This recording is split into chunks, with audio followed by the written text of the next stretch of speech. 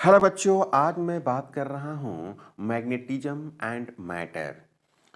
Chapter number 5 की हम बात कर रहे हैं। चैप्टर नंबर 5 में बहुत सारे टॉपिक को डिलीट कर दिया है, जैसे कि अर्थ मैग्नेटिज्म को बिल्कुल ही हटा दिया है सिलेबस से।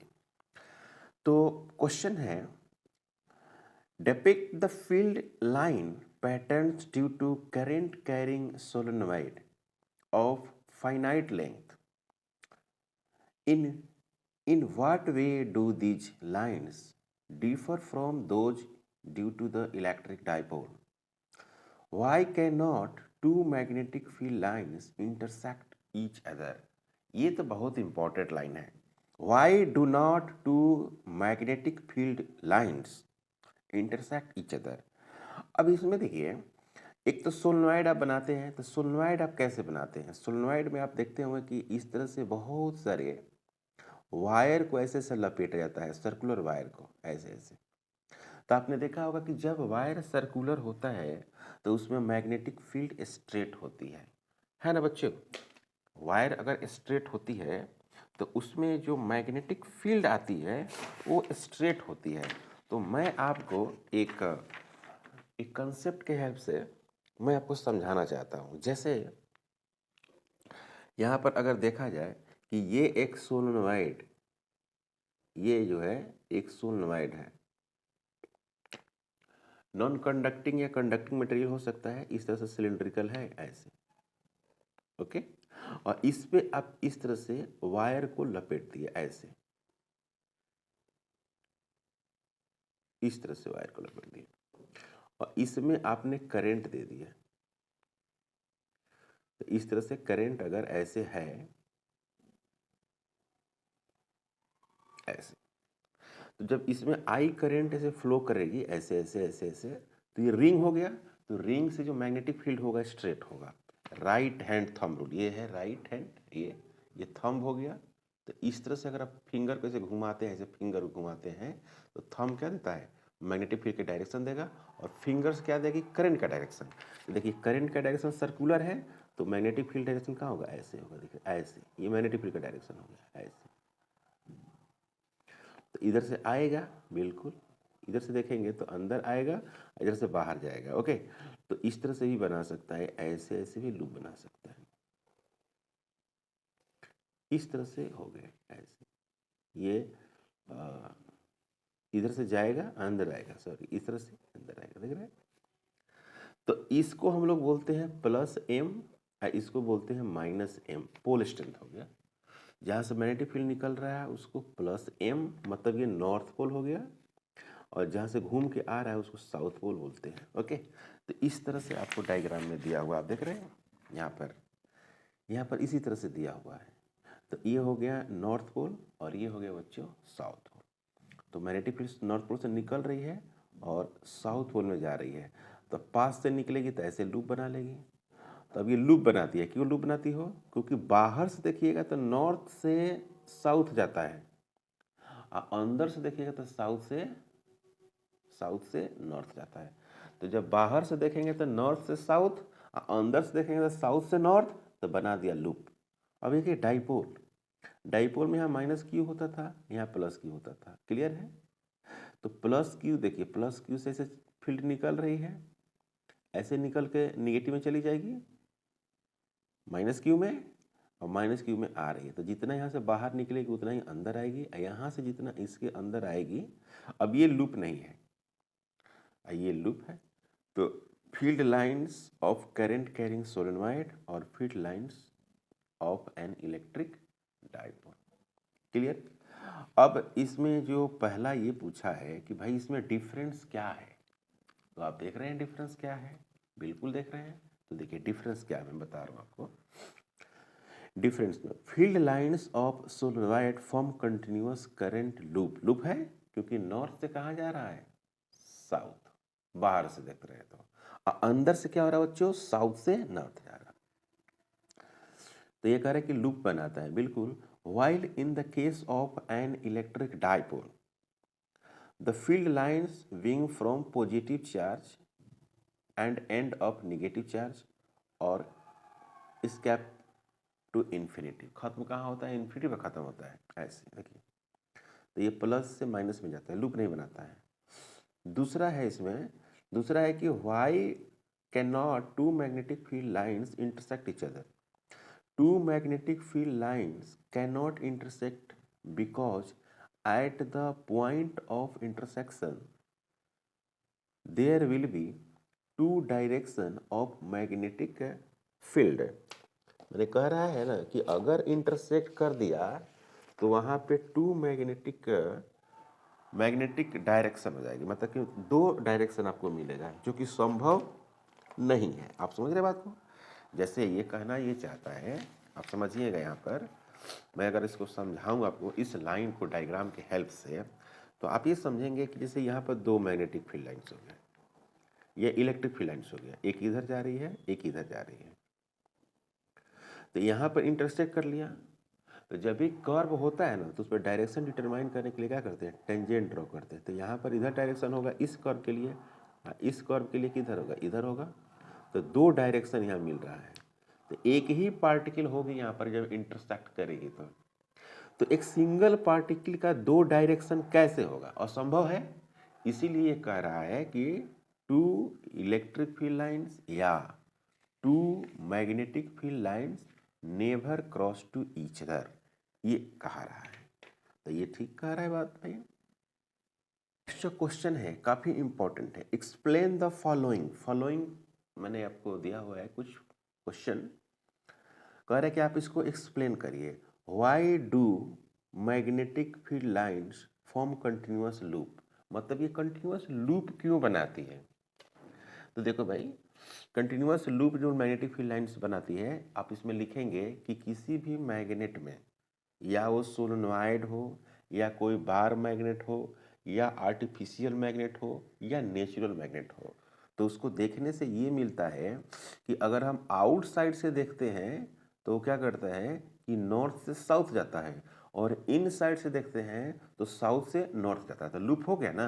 लूप का मतलब क्या हुआ? कंप्लीटली एक राउंड देना एक ही डायरेक्शन में। तो क्या है कि यहाँ पर लिखा हुआ है कि why do magnetic field lines form continuous loop.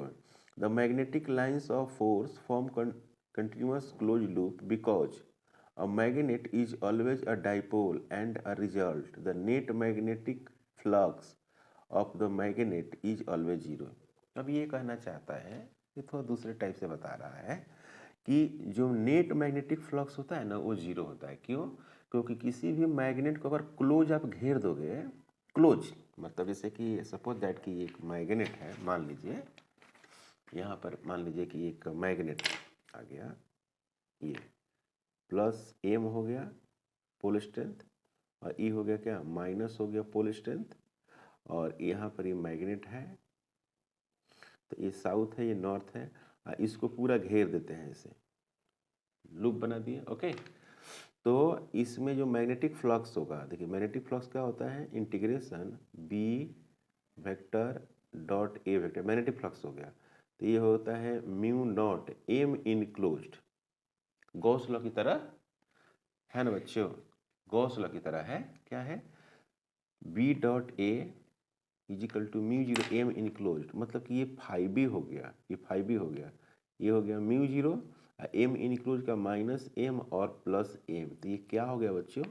Zero हो गया। तो ये कह रहा है कि अगर नेट मैग्नेटिक फ्लक्स अगर जीरो होगा तो क्लोज लूप बनाएगा।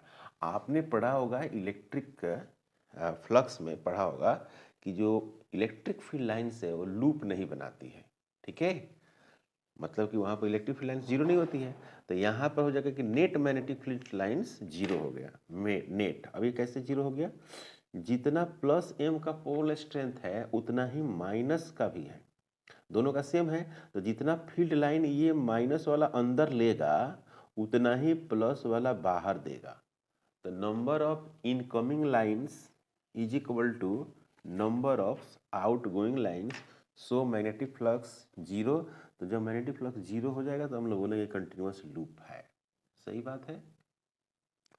दूसरा जो क्वेश्चन था बच्चों, why are the field lines repel when diamagnetic में, बहुत इंपॉर्टेंट है, मैग्नेटिज्म के लिए काफ़ी इंपॉर्टेंट है। कह रहे हैं कि why are the field lines repelled when a diamagnetic material is placed in external uniform magnetic field. मान लीजिए कि यूनिफॉर्म मैग्नेटिक फील्ड आपको दिया हुआ है और उसमें कोई डायामैग्नेटिक मटेरियल को आप रखेंगे तो वो क्या करता है ना कि वो मटेरियल मैग्नेटिक फील्ड को लाइन्स को इस शेप में रिपेल कर देता है। आप देख रहे हैं ये रिपेल कर दिया। तो कह रहे कि when a diamagnetic substance is placed in an external magnetic field a feeble magnetism is induced in opposite direction, so the magnetic lines of the force are repelled। आप इसका जवाब दीजिएगा कि अगर एक्सटर्नल ऑफ मैग्नेटिक फील्ड से दिया हुए हैं, जैसे ही इसमें डायामैग्नेटिक मटेरियल रखिएगा तो इसके अपोजिट में फील्ड जनरेट करता है। जैसे कि ये नॉर्थ हो गया, एक साउथ हो गया, और ये जो मैग्नेटिक फील्ड जनरेट करेगा अपोजिट में कैसे होगा? देखिए ये फील्ड कैसे निकालेगा, बाहर निकालेगा, ऐसे निकालेगा, देख रहे हैं ऐसे निकालने लगेगा, है कि नहीं? तो ये हो गया अपोजिट में, फील्ड लाइन ऐसे जा रही है, आई निकाल दिया ऐसे। तो इसीलिए क्या होता है कि इस मटेरियल के अंदर से ये फील्ड रिपेल हो जाता है और इस तरह का शेप बना लेता है। काफ़ी इंपॉर्टेंट है, आप इसको समझ लीजिए। फिर से मैं आपको बता देता हूँ कि अगर एक्सटर्नल मैग्नेटिक फील्ड दिए हुए हैं, उसमें कोई डायामैग्नेटिक मटेरियल्स अगर रखते हैं तो वो diamagnetic material magnetic field lines को रिपेल कर देगा। क्यों रिपेल करेगा? क्योंकि एक्सटर्नल फील्ड के अपोजिट में ये फील्ड जेनरेट करने लगता है diamagnetic material. Clear? Next question है बच्चों, mention two properties of soft iron due to which it is preferred for making an electromagnet. मतलब इलेक्ट्रोमैग्नेट बनाने के लिए किसी मटेरियल का, है ना, यानी सॉफ्ट आयरन का दो प्रॉपर्टीज बताएं। State Gauss law in magnetism, मतलब कि आपको गॉस लॉ इलेक्ट्रोस्टैटिक्स में आप पढ़े थे, अब कह रहा है कि आप गॉस लॉ मैग्नेटिज्म में बताइए।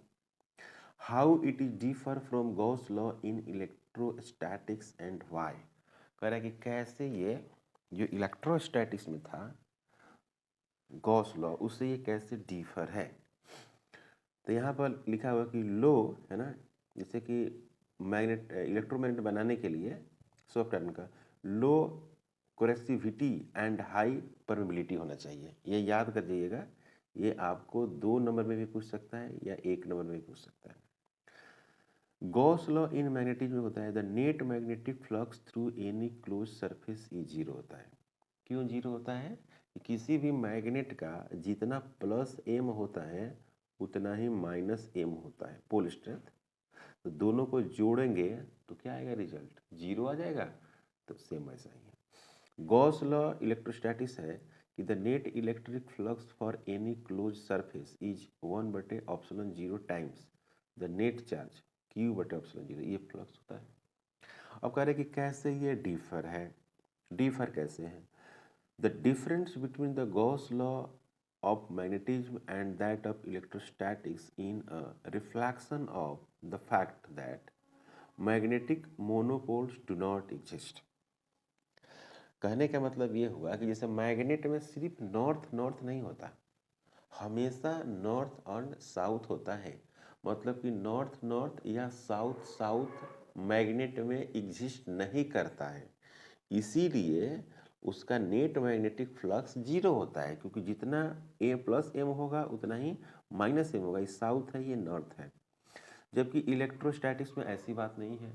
इलेक्ट्रोस्टैटिक्स में सिर्फ डाइपोल के केस में ही फ्लक्स जीरो हो सकता है और किसी केस में जीरो नहीं हो सकता है, क्योंकि नेट चार्ज डाइपोल में जीरो होता है।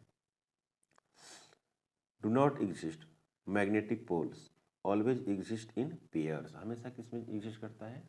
पेयर्स। नेक्स्ट जो क्वेश्चन है ये काफ़ी सुंदर क्वेश्चन है, थ्योरेटिकल है और काफ़ी सुंदर क्वेश्चन है।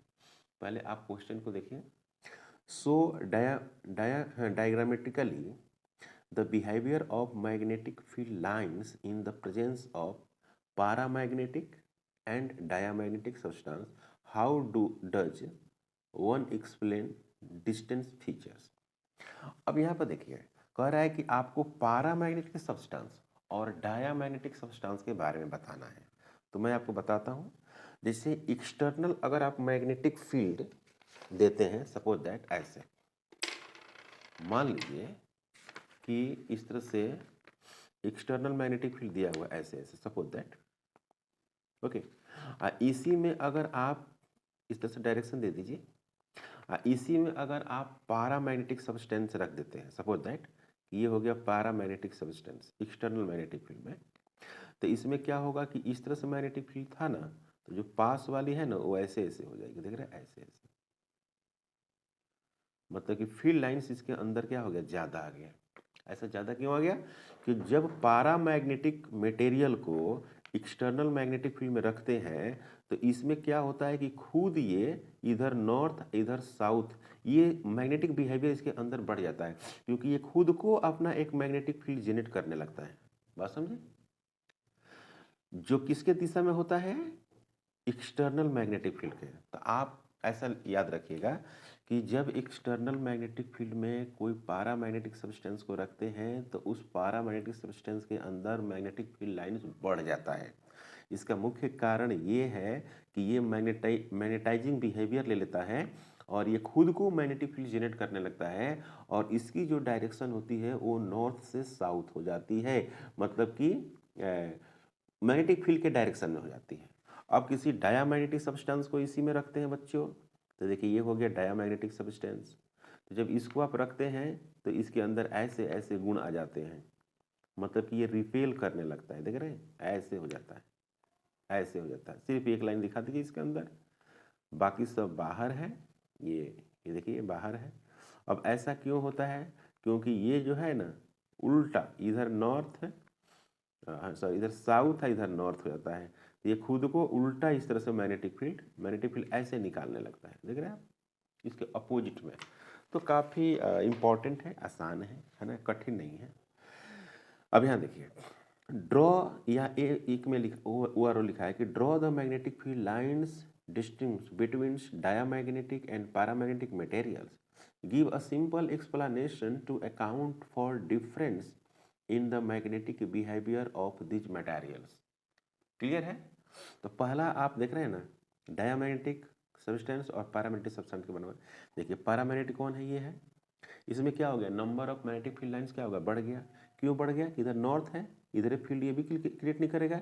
अब बाहर से जो फील्ड दिए हैं वो भी इधर दिए हैं। इसमें देखिए बाहर से जो दिए हैं इधर दिए हैं, ये उल्टा क्रिएट कर देगा, तो कुछ कैंसिल कर देगा, अंदर के जितने भी मैग्नेटिक फील्ड लाइन्स है उसको कैंसिल कर देगा। लेकिन एक यहाँ पर शो कर रहा है, इसका रीजन क्या है कि जो बाहर का मैग्नेटिक फील्ड अब दिए हुए हैं वो ज़्यादा है और जो इंड्यूस किया है इसने वो कम है, तो इसीलिए एक इधर ज़्यादा दिखाया गया है। तो ये हो गया डायमैग्नेटिक सब्सटेंस, ये हो गया पैरामैग्नेटिक सब्सटेंस। ये जरूर आएगा बोर्ड में, आप याद रखेंगे इसको। Clear? Paramagnetic material tends to move from weak field to strong field. मैंने weak field to strong field मतलब कि number of field lines material में बढ़ जाएगा, इसका मतलब हुआ। समझे बच्चों? क्लियर है? अब यहां देखेंगे regions of the magnetic field, so the number of lines of magnetic field increases when passing through it. Magnetic dipole moments are induced in the direction of magnetic field. Paramagnetic materials has a small positive susceptibility, मतलब इसका जो paramagnetic जो susceptibility होती है ना वो कम होती है। जिसका ससेबिलिटी जितना ही ज़्यादा होती है उसकी मैग्नेटिक बिहेवियर उतना ही कम होती है। समझ में आया बात? नेक्स्ट इसमें लिखा हुआ है कि diamagnetic materials tends to move for strong field to weak field, माने स्ट्रॉन्ग से वीक हो जाता है, मतलब कि नंबर ऑफ फील्ड लाइंस उसमें कम हो जाती है। Field region of the magnetic field, so number of lines of magnetic field passing through it decreases. Magnetic dipole moments are induced in opposite direction of applied magnetic field. Diamagnetic material has negative susceptibility. ये बड़ा important चीज़ है कि इसका जो susceptibility होगा diamagnetic का वो negative होगा और पैरामैग्नेटिक का होगा पॉजिटिव होगा। पैरामैग्नेटिक का पॉजिटिव होगा और छोटा होगा। छोटा एक्चुअली होता ही है वैल्यूज, है ना, एक ही में बहुत बड़ा होता है, वो है फेरोमैग्नेटिक। तो याद रखिएगा ये भी बात कि डायामैग्नेटिक में ससेबिलिटी निगेटिव और पैरामैग्नेटिक में positive and small. Clear? Next question है, काफी इंपॉर्टेंट क्वेश्चन है, ये बोर्ड के लिए ही फेमस क्वेश्चन है। लिखा हुआ कि draw a magnetic field lines for current carrying solenoids when the rod made a copper, B में है एल्युमिनियम, सी में है iron inserted within the solenoid. पहली बात ये देखिए, ये भाई सोलनॉइड है, तो देख रहे हैं कि सर्कुलर लूप इसमें आपको बना रखा है, ठीक है। तो इसमें देखिए इस तरह से वायर घूम रहा है ना ऐसे ऐसे, तो मैग्नेटिक फील्ड कैसे निकाल देगा बच्चों, इधर निकालेगा, इधर मैग्नेटिक फील्ड निकाल देगा। ओके, तो इसमें क्या होगा कि मैग्नेटिक फील्ड जब इधर निकालेगा तो आपको पता है कि ये देखिए ये नॉर्थ बन गया, ये नॉर्थ बन गया और ये साउथ बन गया। ओके, मतलब कि मैग्नेटिक फील्ड इस ऐसे जा रहा है। अब इसमें जो इम्पोर्टेंट बात ये है कि कॉपर को इंसर्ट करेंगे, आयरन को इंसर्ट करेंगे तो क्या इफेक्ट पड़ेगा, ये बड़ा इंपॉर्टेंट है। तो कह रहे कि when a bar of diamagnetic material, मतलब कॉपर, डायामैग्नेटिक कॉपर हो गया, placed in external magnetic field the field lines repel, मतलब देख रहे ऐसा हो गया ना। पहली बात कि कॉपर क्या है, डायामैग्नेटिक है। एक टेबल होगा एनसीईआरटी में, कौन पैरामैग्नेटिक है कौन डायामैग्नेटिक है सब्सटेंस, इसको थोड़ा सा याद रखना होगा, ऑब्जेक्टिव के लिए काफ़ी इंपॉर्टेंट है। और ऐसे में ऑब्जेक्टिव आपको 24 क्वेश्चन देगा फिजिक्स में, सबसे ज़्यादा ऑब्जेक्टिव देगा। ओके, तो यहाँ पर हो गया कॉपर है, प्लेस्ड करेंगे तो वो डायामैग्नेटिक है, डायामैग्नेटिक में बाहर फील्ड कहलाता है।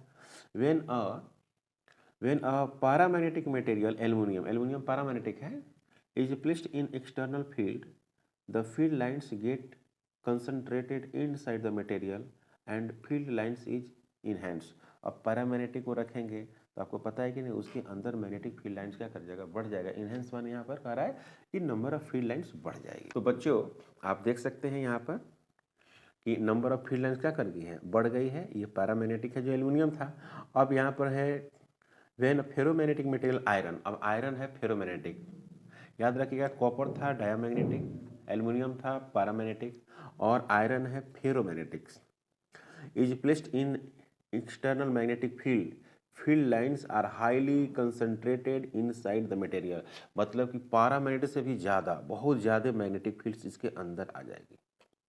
ठीक है, तो वैसा मटेरियल जिसके अंदर बहुत ज़्यादा मैग्नेटिक फील्ड इंड्यूस हो जाए, बहुत ज़्यादा मैग्नेटिक फील्ड लाइंस दिखाई दे, तो आप कहिएगा कि फेरोमैग्नेटिक है। तो डायग्राम इस तरह से बनाइएगा, पैरामैग्नेटिक, डायामैग्नेटिक, फेरोमैग्नेटिक। डायामैग्नेटिक में क्या लिखाइएगा, उसमें नंबर ऑफ फील्ड लाइंस दिखाइएगा, नहीं सब रिपेल कर देगा।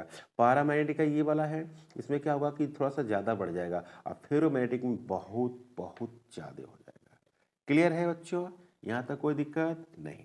ओके ओके बच्चों, आज मैं एक शॉर्ट क्वेश्चन अभी बता देता हूँ। शॉर्ट क्वेश्चन है, right 3 points of different between para, dia and ferromagnetic materials in the given one example for each। Okay, देखिए ये नंबर 1 दिए हैं, 2, 3 दिए हैं। डायामैग्नेटिक, डायामैग्नेटिक में याद कर रखिएगा x का वैल्यू जो होता है, जो जिसको हम ससेबिलिटी बोलते हैं, वो -1 होता है, मतलब कि -1 से बड़ा और 0 से छोटा होता है।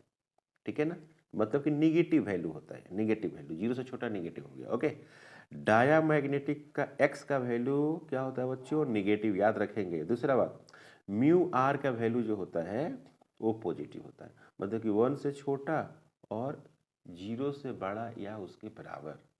ठीक है, और यहाँ पर देखिए म्यू जो होता है वो लेस देन म्यू नॉट होता है।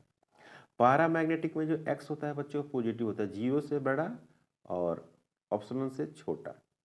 ठीक है, 0 से बड़ा, ऑप्शनल से छोटा नहीं लिखिए, 1 से छोटा लिखिए, 1 से, है ना, 1 या 1 होना चाहिए। क्लियर है। नेक्स्ट जो है इसमें कि म्यू आर का जो वैल्यूज होता है वो 1 के बराबर हो जाता है, पैरामैग्नेटिक में 1 के बराबर या उससे बड़ा हो जाता है, और 1 प्लस ऑप्शनल से छोटा। फेरोमैग्नेटिक बहुत इंपॉर्टेंट है, जो एक्सएम का वैल्यू है मैग्नेटिक ससेबिलिटी का, वो 1 से बहुत बहुत बड़ा होता है। म्यू आर का वैल्यू भी 1 से बहुत बहुत बड़ा होता है, और म्यू ग्रेटर देन म्यू 0 होता है। एनी पॉजिटिव कांस्टेंट मतलब वही नंबर ही है, ये ऑप्शन जो कहा है ना। अब एग्जाम्पल में देखिए कितनी इंपॉर्टेंट बात यहाँ लिखा है। एग्जाम्पल में डायामैग्नेटिक मटेरियल्स याद रखिएगा, बिस्मथ है, कॉपर है, पीबी है मैंने लेड है, सिलिकॉन है, वाटर है, NaCl है, नाइट्रोजन, एटएसटीपी। पैरामैग्नेटिक मटेरियल एल्युमिनियम, ये बड़ा फेमस है, एल्युमिनियम बार बार पूछता है, aluminium, sodium, calcium, oxygen, copper, chloride.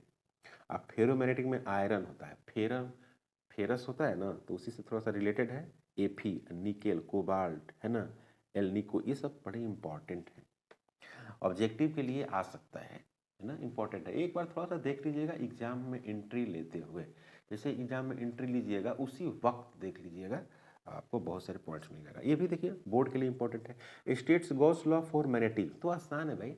Magnetism में आपको कह रहा है कि गॉस लॉ को बारे में बताइए, तो बता दीजिएगा, नेट फ्लक्स को जीरो कर दीजिएगा।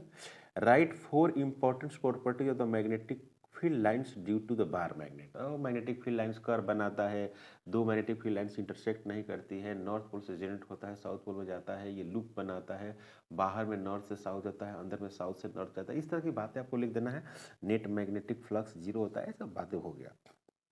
देखिए clear, Gauss law for magnetism state that the total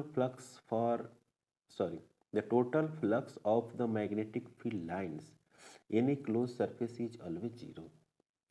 alternatively में है कि B vector dot D S is equal to zero. This law implies that magnetic monopoles do not exist. Also magnetic field lines form close loops. Magnetic field lines क्या बनाता है बच्चों? Close loop बनाता है। अब इसका कह रहा है कि four property of magnetic field lines always form continuous close loop. The tangent to the magnetic field line at a given point represents the direction of the net magnetic field at that point. सही है?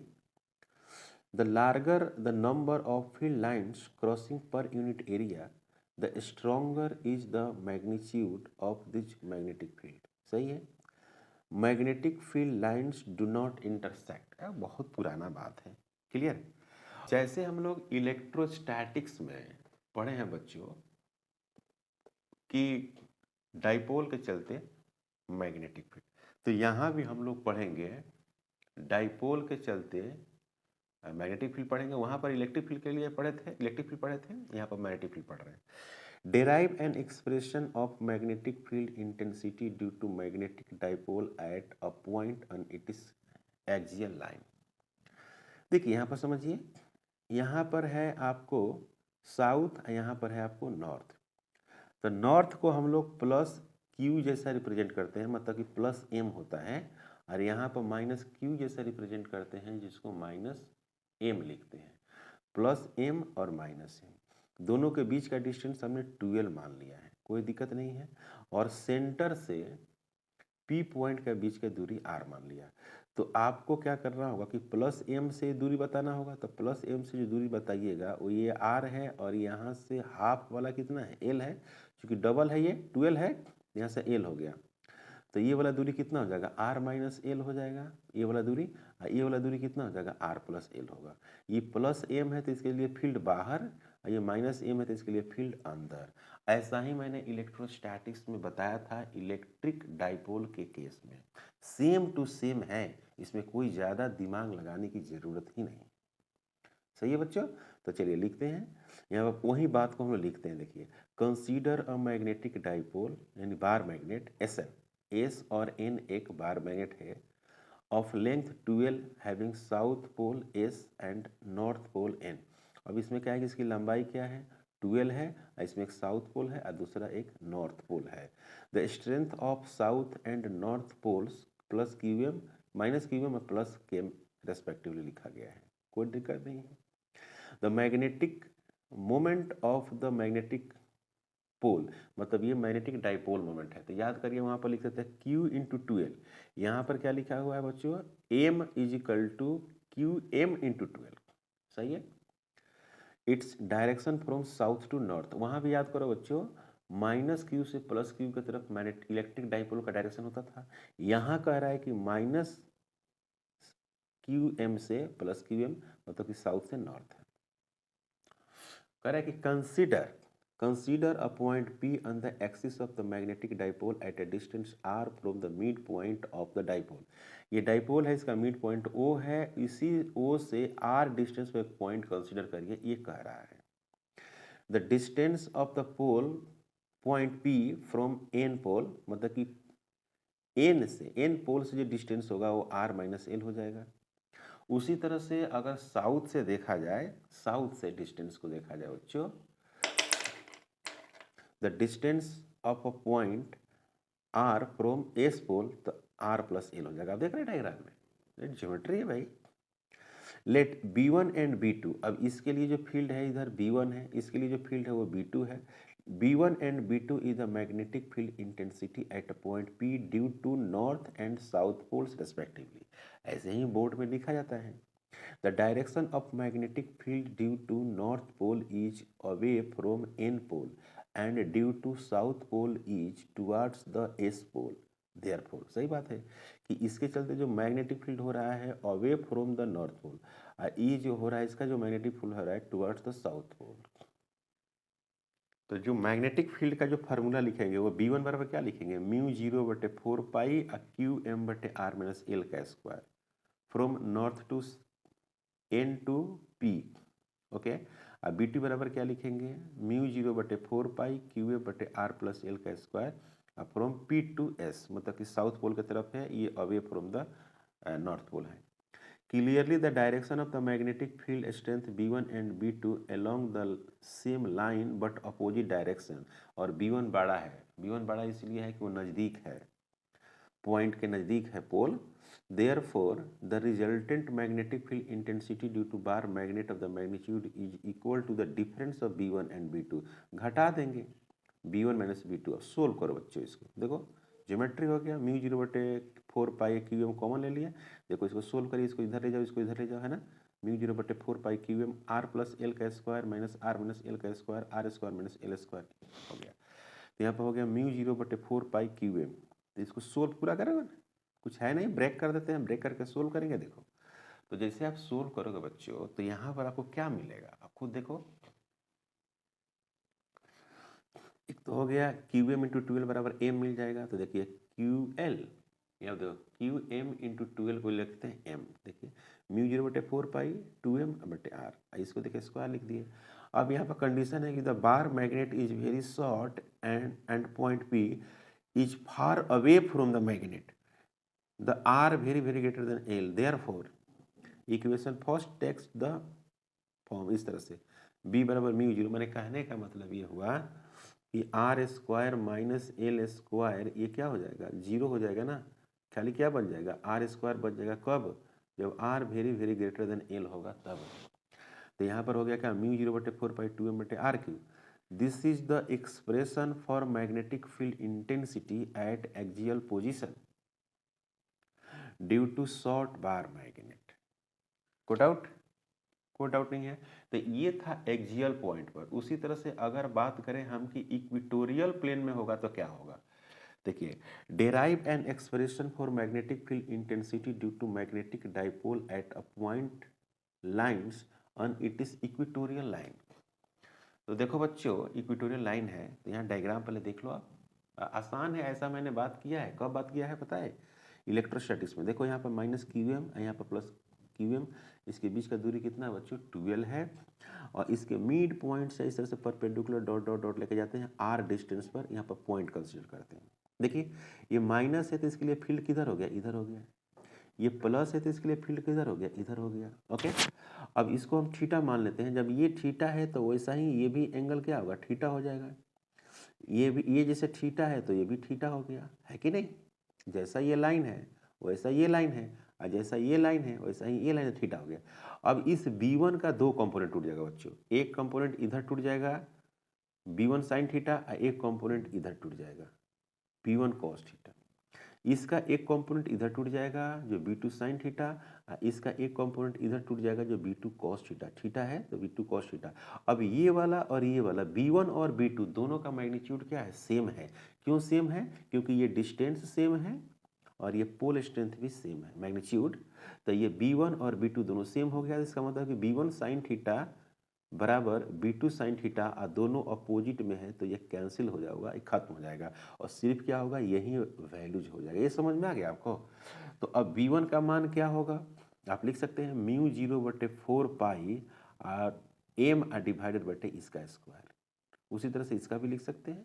तो यहाँ लिखा हुआ है, कोई ये rocket science नहीं है, बहुत कठिन नहीं है, कोई मैकेनिक्स नहीं है कि इसमें बहुत ज़्यादा समझना है। अगर आपके दिमाग पर सेट हो गया तो आप बोर्ड में एकदम आराम से लिख देंगे, पेज पूरा भर देंगे।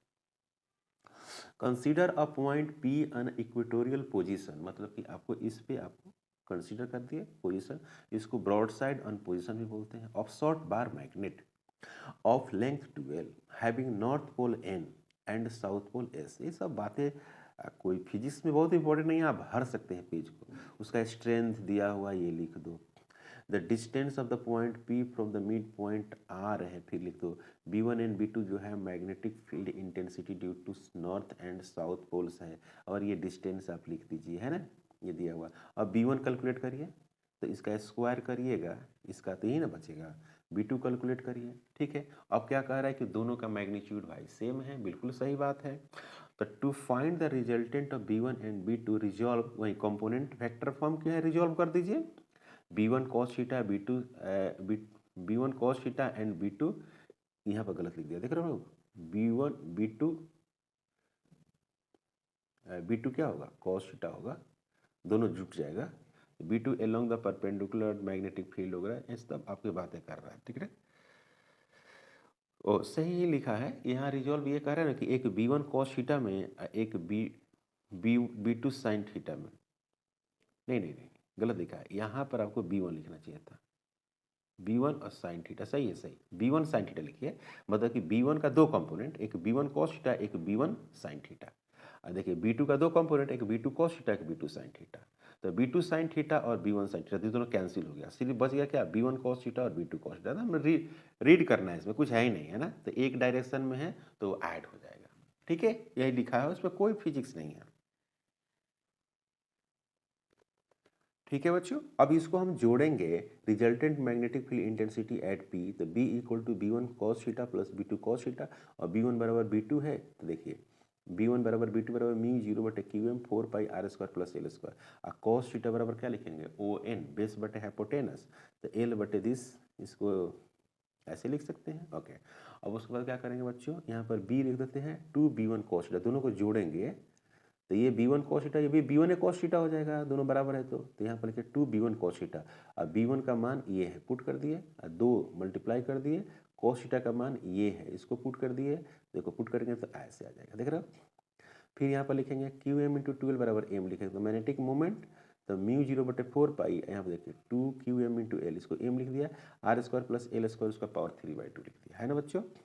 If the magnet is very short and point P is far away, we have L very less than R, मतलब L square may be neglected, result आ गया। तो expression for the magnetic field intensity, equatorial position of the magnet, तो इससे से ज़्यादा नहीं रहेगा बच्चों, है ना, ये काफ़ी है, इतना इम्पॉर्टेंट है मैग्नेटिज्म में, क्योंकि अर्थ मैग्नेटिज्म आपको हटा दिया है, सिलेबस से रिमूव कर दिया है, ओके। चैनल पर नए हैं प्लीज़ सब्सक्राइब करें, शेयर करें, थैंक यू।